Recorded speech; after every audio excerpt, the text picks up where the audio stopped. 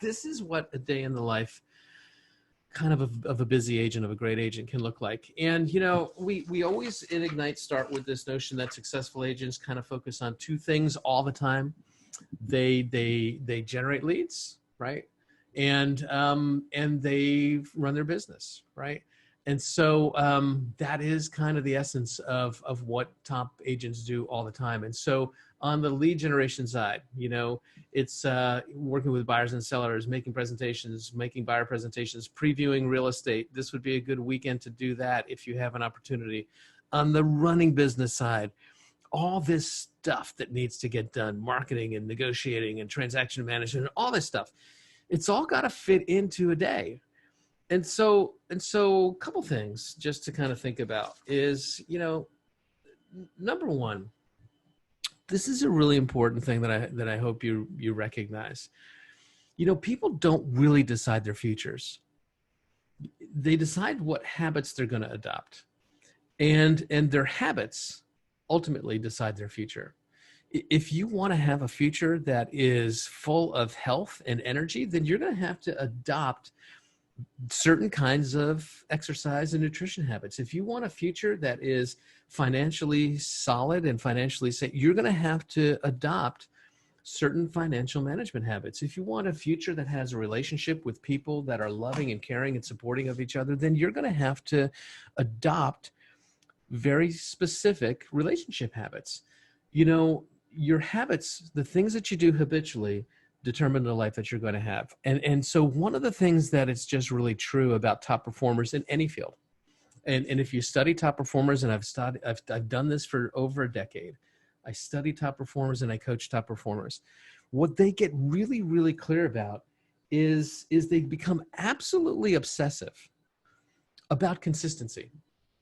They become absolutely obsessive about doing things consistently again and again and again until it is so ingrained and so habitualized that it's almost as if they just can't not do it any longer. I look out the window of my office right now into a neighbor's house, and that particular neighbor is a marathon runner.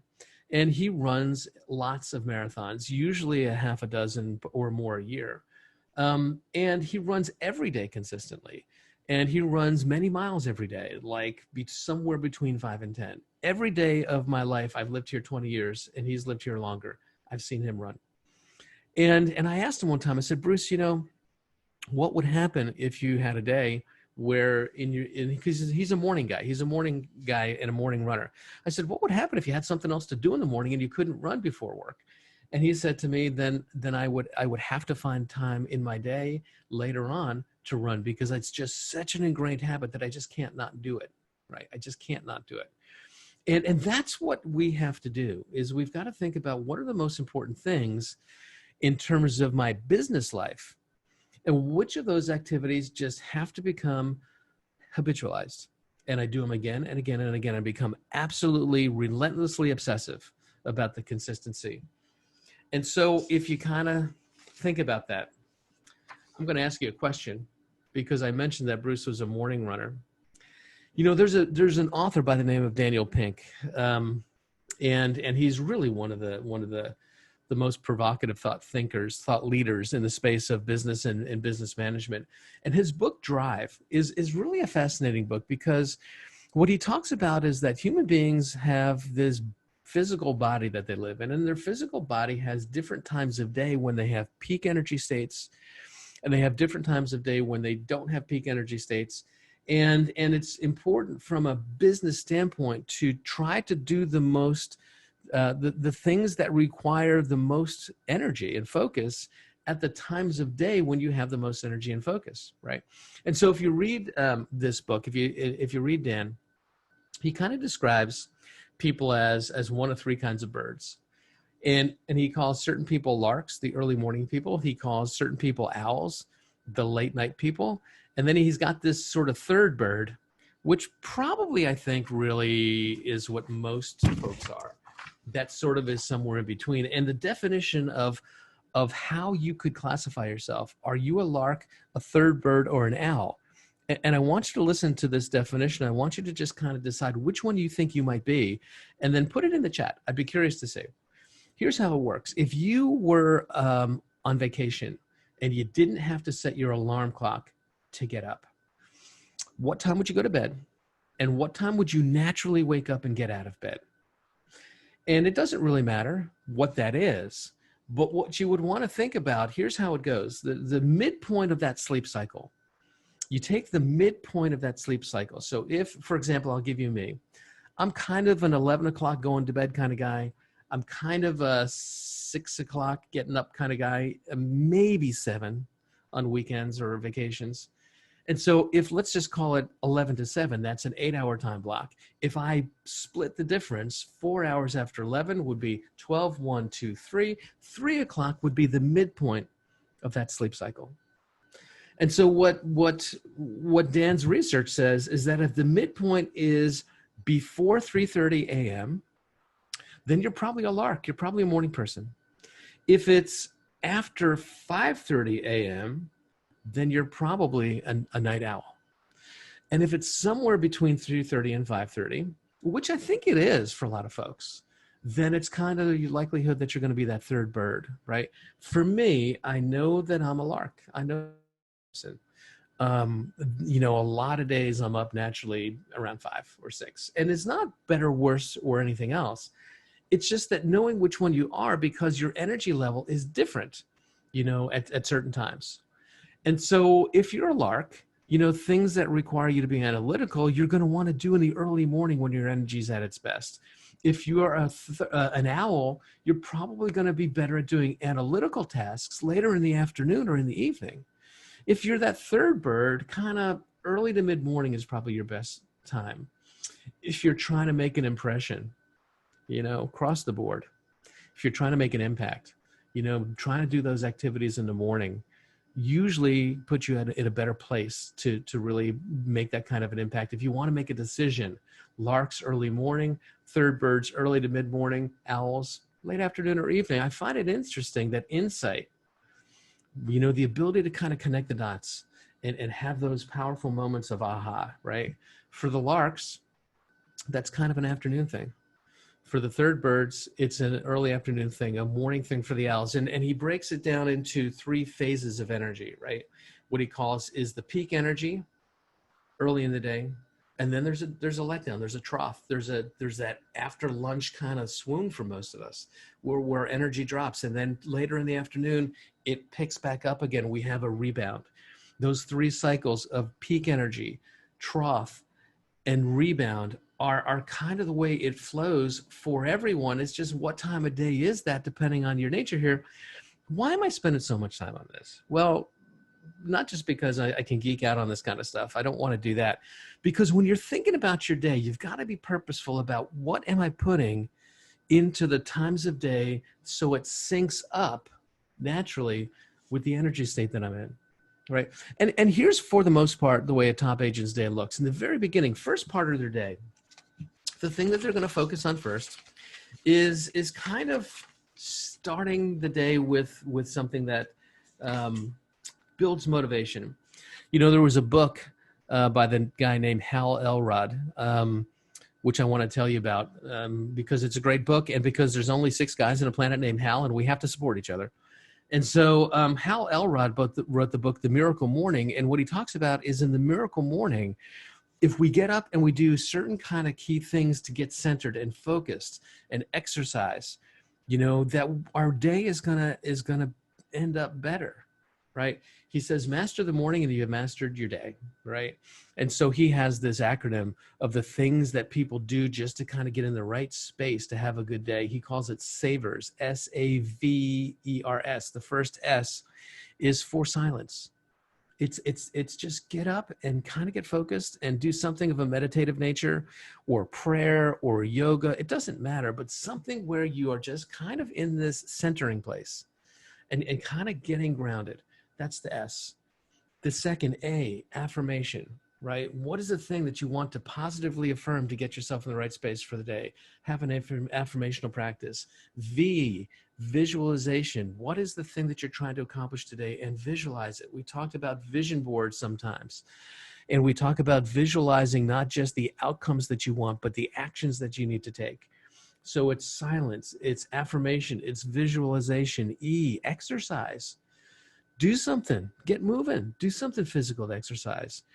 SAVE, exercise. Read a little bit every day, stretch your brain, grow, and read inspirational things and read educational things. That's the R in savers. And the final S, which is really the word writing, which doesn't start with an S, so you can't use savers. He just put that as scribing. Write, journal, just take some time and write, right? And so what top agents do is they really do dedicate their morning in terms of getting into the right space. David Radney, who many of you may know, who is running the morning mindset call. It's something we've done in this company for years. Started by a former team leader in Fort Lee named Paul Buttonhoff. He started the morning mindset call years ago. And recently, David has taken that over. Every single day for just about 15 minutes, agents get on the call. They start the day with some gratitude. They talk about, some motivational things to kind of get themselves in the right space. But that's what top agents do every single day, is they don't leave it to chance. They get purposeful about it. They set themselves up for a good day. And then that they recognize that the most important thing is their lead gen. They lead generate next, right? And that block is that morning block, right? And they try to block out distractions, and they try to not take phone calls, and they try not to answer emails, and they try not to get on Facebook, and they try not to let anybody schedule an appointment in that morning time slot. The reason why I do Ignite at 11 is I'm trying to protect the early morning times, so that I'm not competing so much with your lead generation time. And I know that the new agent launch class for you guys who are newer is in 10 o'clock time slot. It's kind of right in the wheelhouse here. But the purpose is, the things that are designed to help you focus on your most important activity, your lead generation, is a morning thing, right? And then take lunch, take a break, recharge your batteries. If energy is what's required to perform at your highest level, you got to take some time and refuel. You got to take some time and relax. And there's a lot of folks who almost wear it as a badge of honor that they run through their day and they never take a break. Top performers do not behave that way. They really, really don't. They structure breaks, take lunch, think about what you eat for lunch, try not to have this huge, giant, big meal. You're much better off having smaller meals throughout the day, but take time. And then after lunch, that's where a lot of times the energy level kind of comes down a little bit. That's where, for a lot of us, is where that trough is.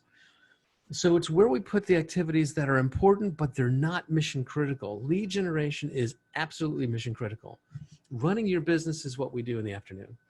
And this is where we do things like negotiate contracts, preview properties, handle our marketing stuff or whatever. We do that after lunch.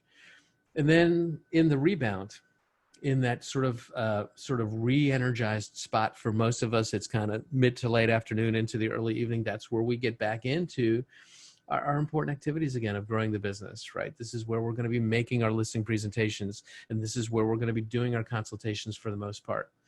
And then at the end of the day, we want to review and plan for the next day. Top agents are real clear on what they're trying to accomplish, and they think about it in the morning, and they think about it at the end of the day, and they focus on it. I want to show you something. I don't know if you're going to be able to see it. You probably can't see it well. This is the reminders thing on my phone. I've got these reminders on my phone, and every single day at 7 o'clock in the morning, there's a reminder that pops up on my phone, and it asks a couple of key questions. And one of those questions is, what's on your agenda for your business today? And it gets me to focus about it and think about it. And then at 7 o'clock at night, another one comes up that says, what did you accomplish in your business today? And it causes me to think about it and focus on it. And if I haven't accomplished what I wanted to, it forces me to think about it again for the next day. And there's some other things that I put of a personal nature in my reminders too, things along the lines of, whose life did you impact today? Where did you hear God's voice in your life today? Those things are for me. You decide what works for you. But my point is this: top agents have a way of focusing in the morning and at the end of the day to decide, what am I intending to do? What did I do? And how do I stay on track? And then they try to time block their family time. And I know that when you're growing your business, as any entrepreneur will tell you, that when you're growing your business, it's a lot of hours. It's a lot of hours to start something from scratch. And sometimes family time gets squeezed a little bit. I get it. I totally know that. I've started many businesses before. Some have failed, some have succeeded. But the thing that I've always had to try to do is protect the time with the most important people in my life.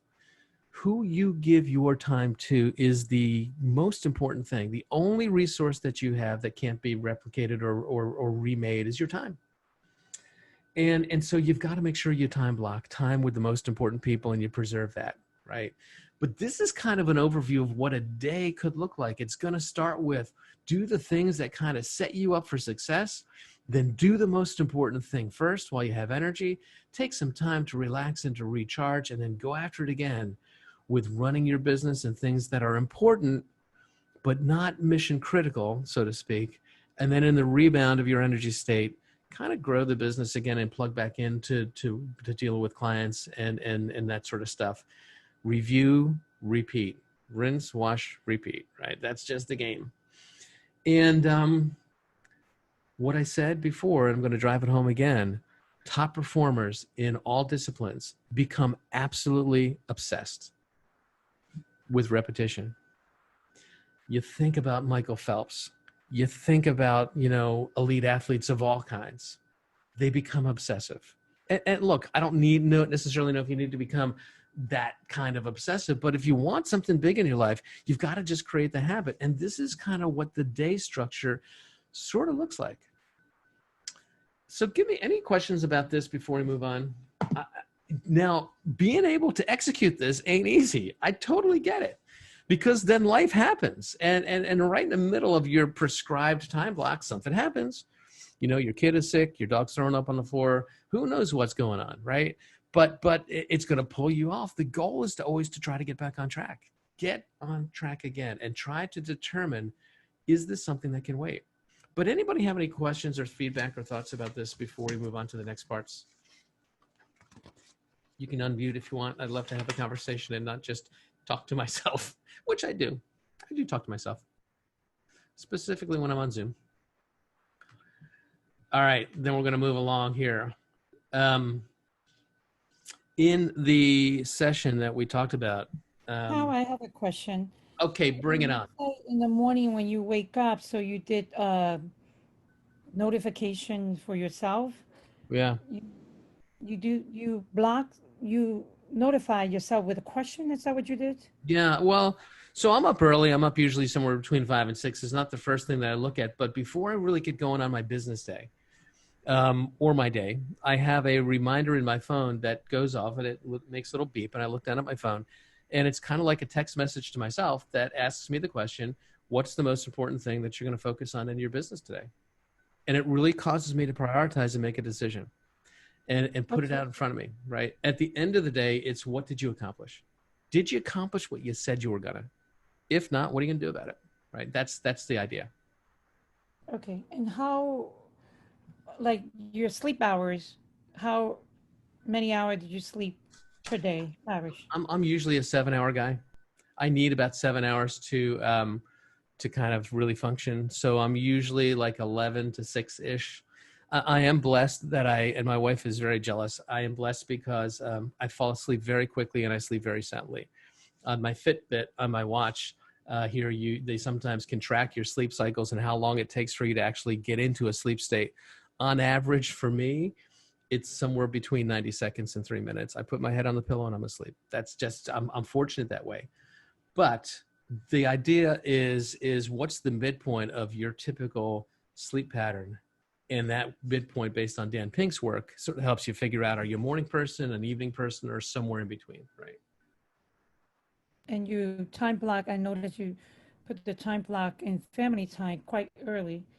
Well, it's, yeah.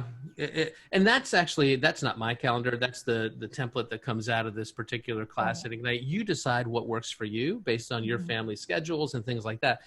But the important thing is, if you don't put the time block in for the important family time, it's going to get pushed out. It's just going to get squeezed out because somebody's going to want your time, right? Yeah. So I want to go back here to this idea of the 411. In session number 3, I think, where we said set goals that matter, that was the Ignite session number 3. what we really want to do is we want to kind of think about what are our goals. And we talked about in that session to put those goals into command, your business goals. And if you haven't done that yet, I'd encourage you to go back and rewatch that video. But what are your goals? And the important idea of this 411, which is a tool that we talked about in that session, which is if you think about your future in terms of kind of, I've got an annual goal, and I might even have a 5-year goal. Jim Rohn and so many personal trainers in the world have said that, there's 5 years is all it takes to get from where you are today to absolutely anywhere that you want to be. 5 years is all it takes to go from not having any money to becoming a multimillionaire. 5 years is all it takes to change your health. 5 years is all it takes to create anything that you want, but you got to have a plan. What do I need to accomplish in 5 years? And then you break that down in order to be on pace for that 5-year goal. What do I have to get done this year? And then we look at this 411 and we say, well, I've got one annual goal. And then I'm going to break it down into what's my one monthly goal. In order to be on pace to achieve what I want this year, what do I have to get done this month? And then we break it down and each month has 4 weeks. That's why it's the 411, 4 weeks, 1 month, 1 year. In order to be on track for my yearly goal, what do I have to get done this month? In order to be on track for my monthly goal, what do I have to get done this week? In order to be on track for my weekly goal, what do I have to do today? In order to be on track for my daily goal, what should I be doing right now? It's just taking that big goal that's out there in the future and just bringing it right back down to this moment in time. We call it goal setting to the now. I just take my goals and I bring them right back to now. Am I doing what I need to be doing to be on track? If not, how do I adjust, right? That's a concept. And there's a tool that we talked about in that session. You can go onto your KW webpage and download this 411 tool, which actually kind of maps it out. I'd encourage you to go back and think about that. If you haven't created one for yourself, reach out to me. I'll help you do it. You go back and we start thinking about your business and your business priorities and how are you going to prioritize your activities to kind of achieve the goals that you want. And then once you've got those prioritized activities, how are you going to get those in your schedule? It's all about setting it up so that you've got the domino run perfectly. If you think about success is sequential. You've got to do the first right thing before you do the second right thing. It's a domino run. And part of any great domino run, and it's fun sometimes to go on YouTube and see some of these videos of these great big domino runs that are just, these dominoes are going all over the place and there's all kinds of things going on. Most of that is setting them up. You just take a little flick of the finger and tip that first domino and everything else goes.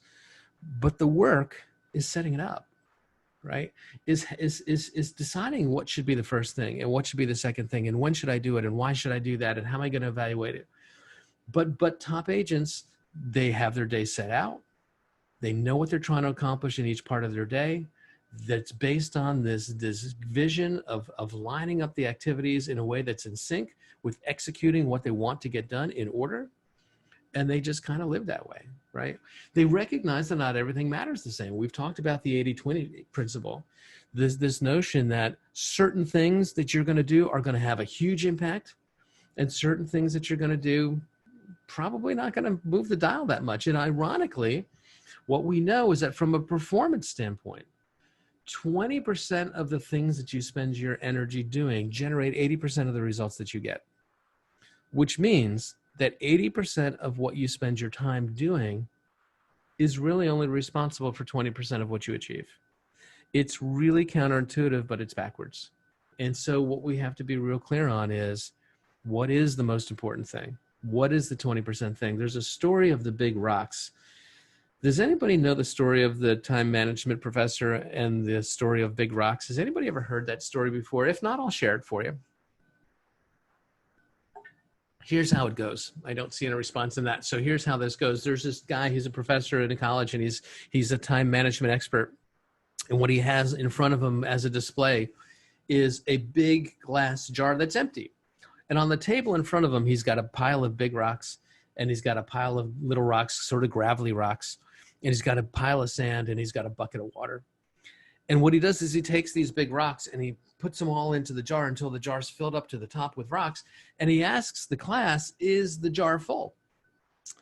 And the class looks and they see that it's got all these rocks in it. It's all the way up to the brim.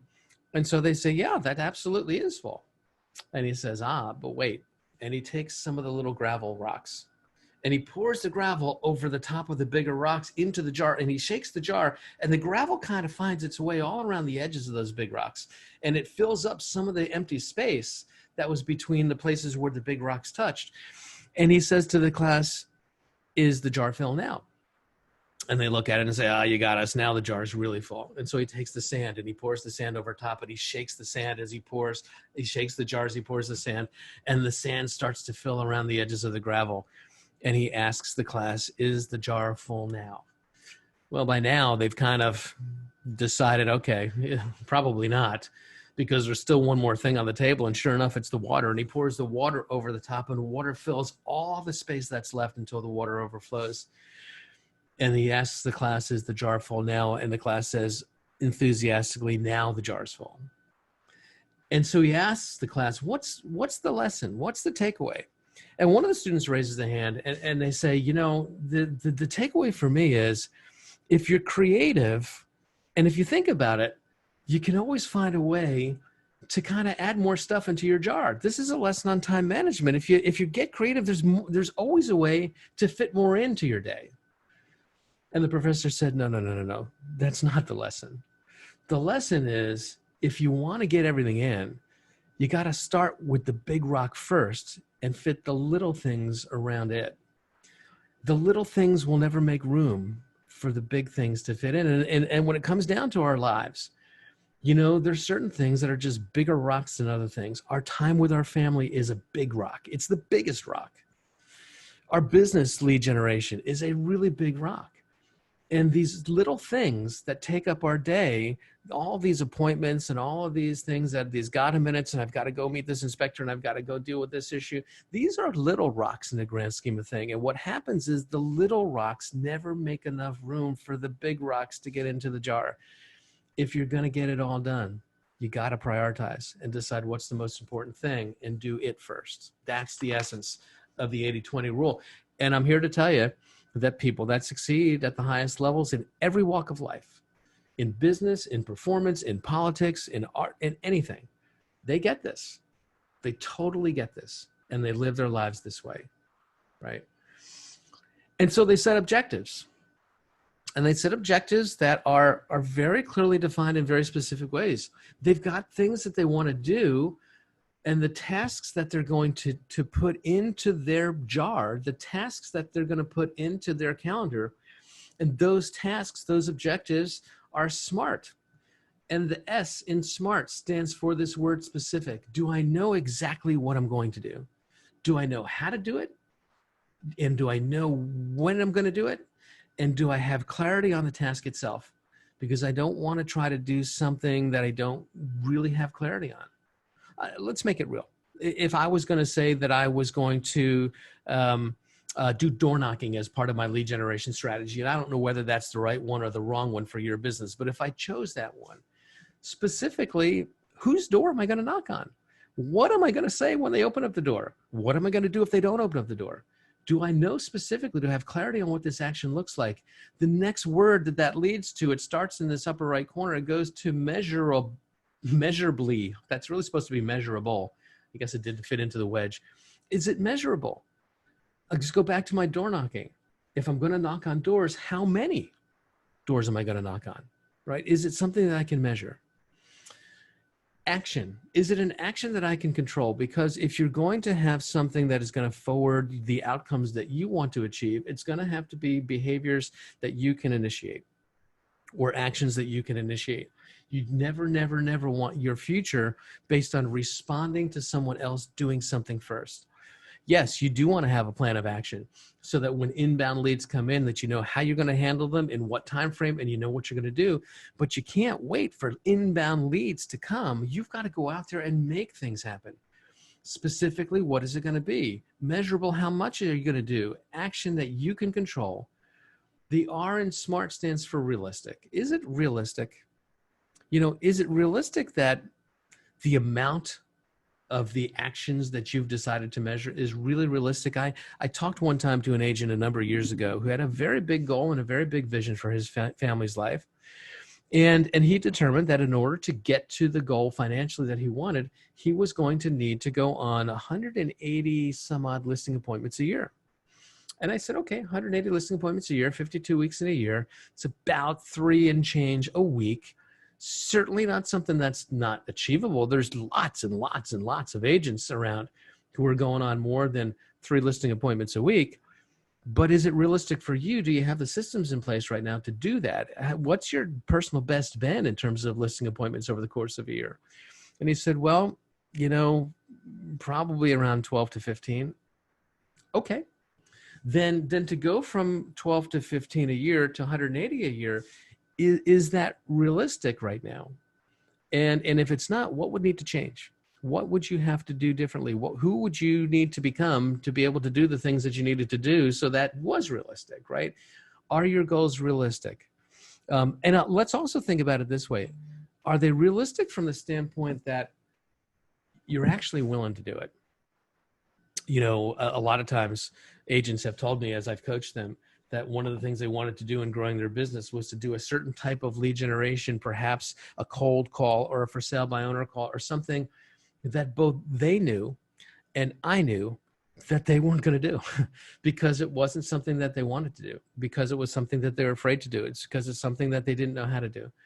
And so it's got to be realistic from the standpoint that you're actually willing to do it. And then finally, time bound, right? Over what time period should this be done in? And so we think about tying all these together and all the objectives that I have in terms of how I execute the activities of my day. These activities have to be specific. What am I going to do? Measurable. How much of it am I going to do over what time period? Am I going to knock on 10 doors a day, 10 doors an hour, 10 doors a week, 10 doors a month, 10 doors a year?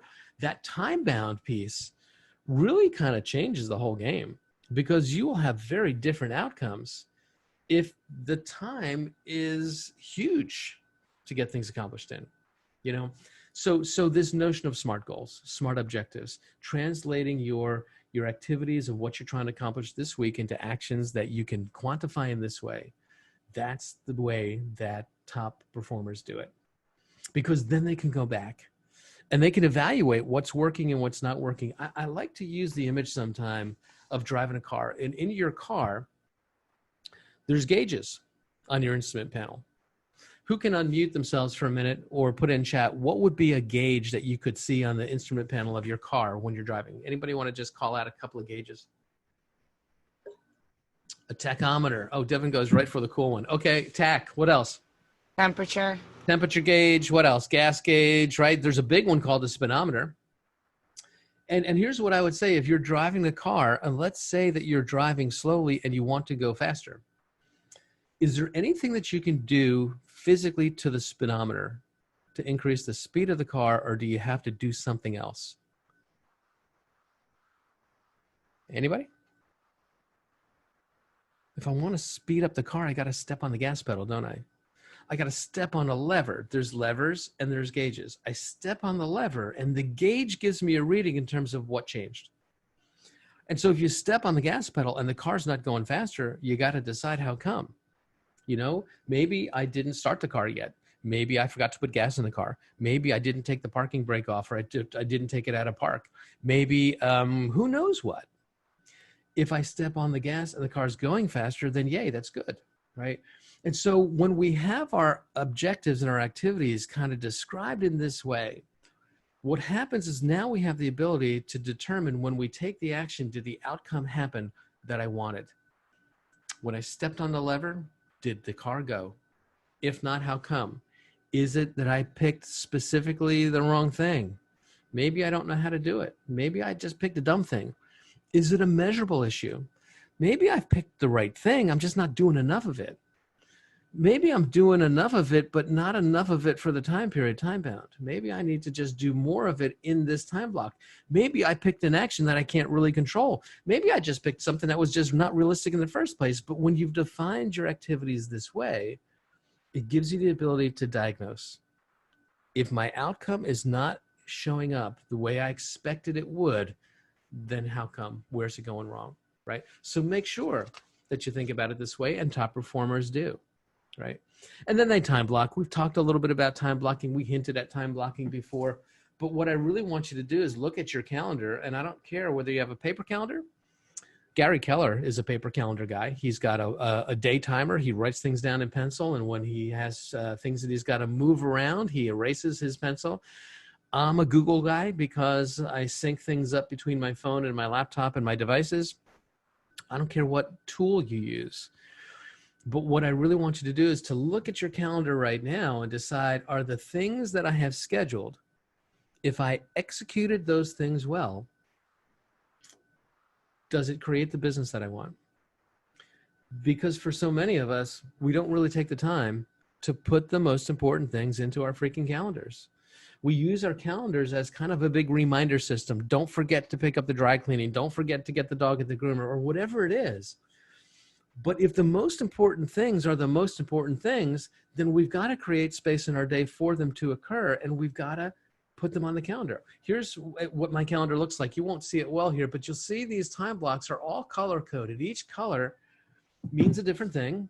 And my day is broken down into training calendar blocks, into meeting calendar blocks, into coaching calendar blocks, and paperwork calendar blocks. And I've got different colors and different codes for what those are. And then the game is just make sure that you're doing the right thing that your calendar says you should be doing.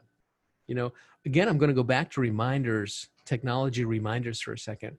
In the very beginning for me, until my calendar became so routine and so predictable that it just kind of happens, I don't really have to think about it so much anymore because I've been doing it this way for so long. But in the beginning, I really did have to set a reminder on my phone, and I set it to go off every 30 minutes. I wanted my phone to give an alarm because when that alarm went off, it was like Pavlov's dog. I'd hear a bell, and what my job was is to stop and look at my calendar and say, what does the calendar say I'm supposed to be doing right now? What am I doing right now? If I'm doing the right thing, yay for me. And if you really want to get Pavlovian about it, give yourself a treat, right? Give yourself a cookie. If I'm not doing the right thing, stop, get back in line, and do the right thing. And it takes practice and it takes repetition, but a time-blocked life is actually very freeing. There's so many people that say, oh my God, I can't handle that. That is just way too rigid. That's way too OCD. I can't handle that. You know, then you're not likely to have much success. It's just truth. You don't have to believe it. It's kind of like gravity. You don't have to believe in gravity, but if you step off a really high place and you're just not believing in gravity, whether you believe it or you don't believe it, you're going to fall. You know, this is the way it works for successful folks. And if that's not something that you buy into, then just, you know, set your expectations accordingly, right? But the truth is it's a choice, right? And it's a choice, and it's something that you can do. And you should, I think, right? But make sure that in your time blocks, you put your most important thing first. Make sure that you don't make it so full with stuff that's so boring.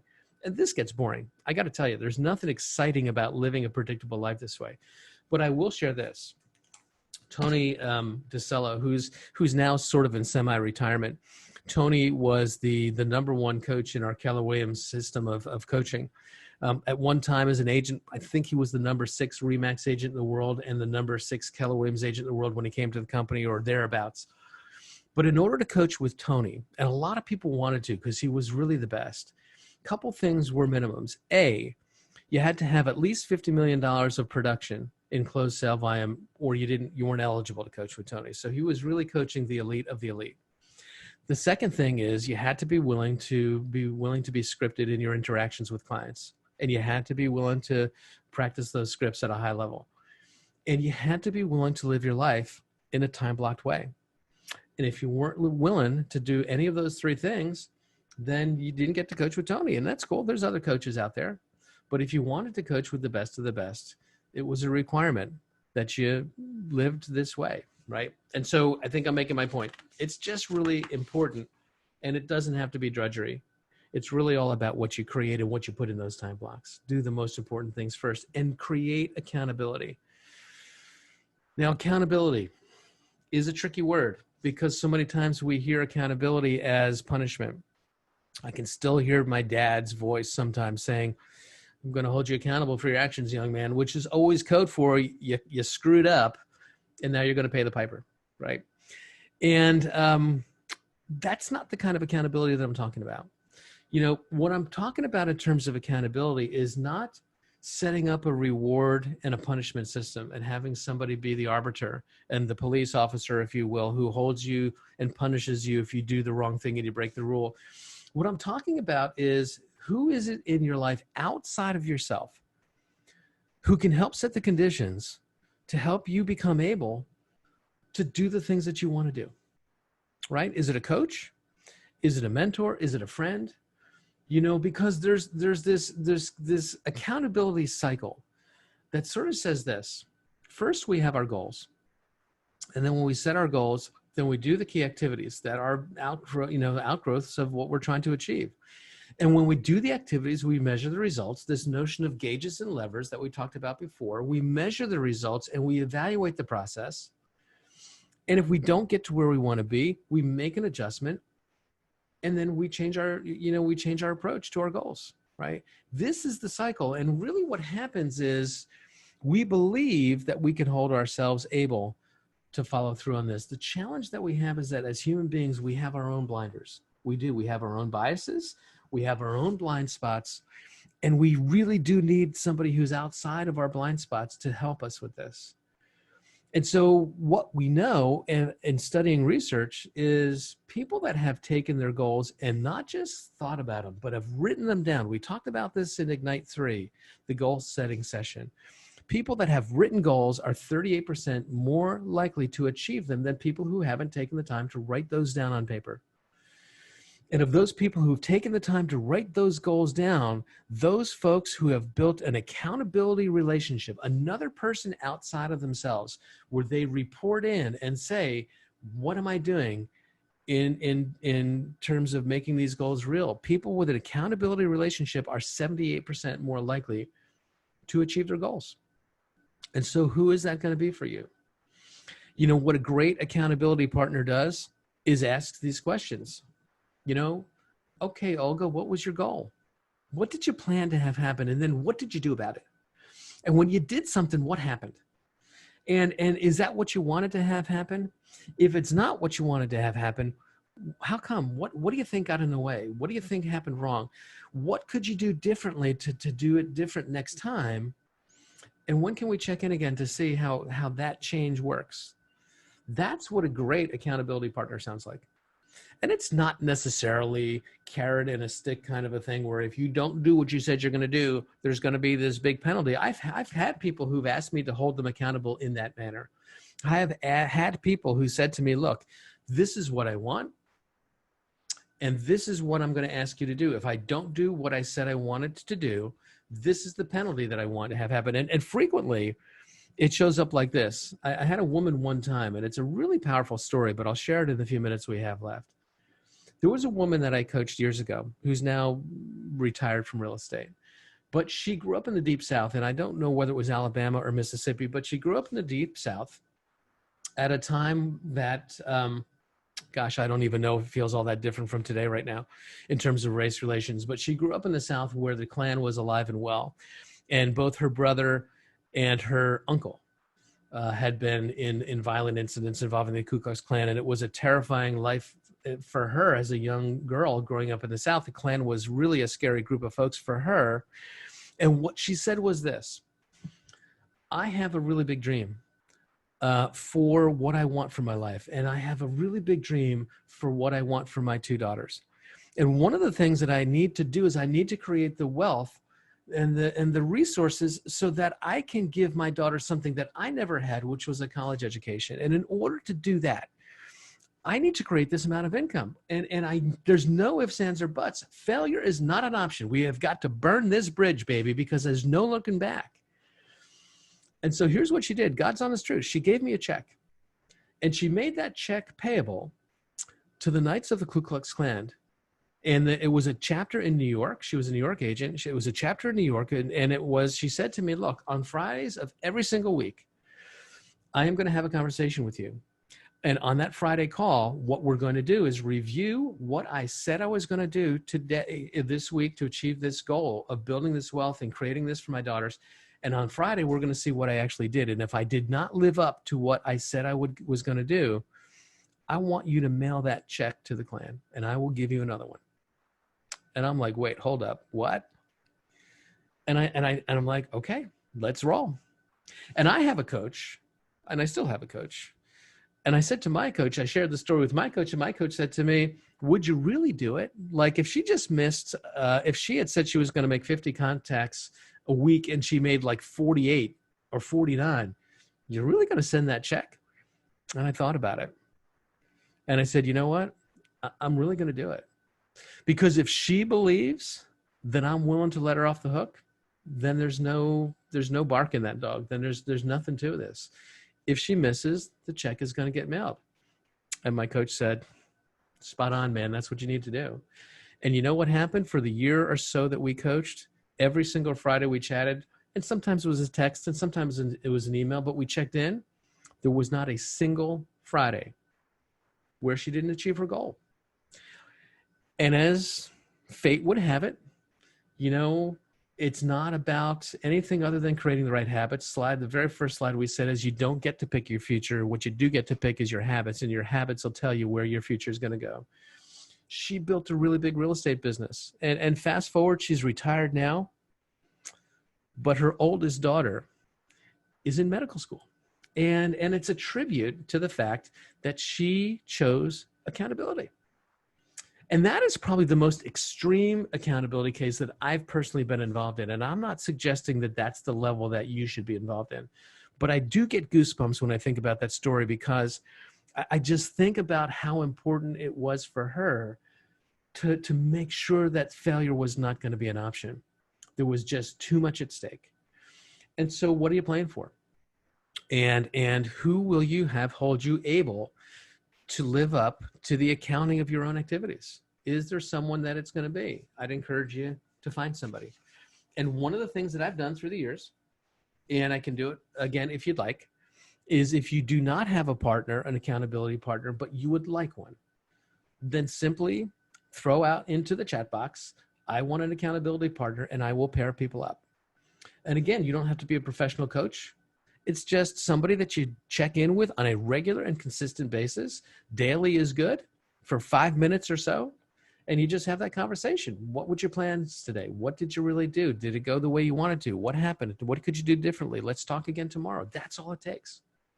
No judgment, just accountability, right? And so top agents, top performers, successful folks in every walk of life choose to live an accountable life. Right. Laura, I am so proud of you. I will help you find an accountability partner. Right. All right. We talked about that. We unpacked that. We're kind of at the end of this module really here. And this is the point where I always ask for a little bit of a recap and ahas. Is there anything that we talked about today that causes you to think differently? Or has changed the way that you feel about something, or maybe will change the way that you practice or behave?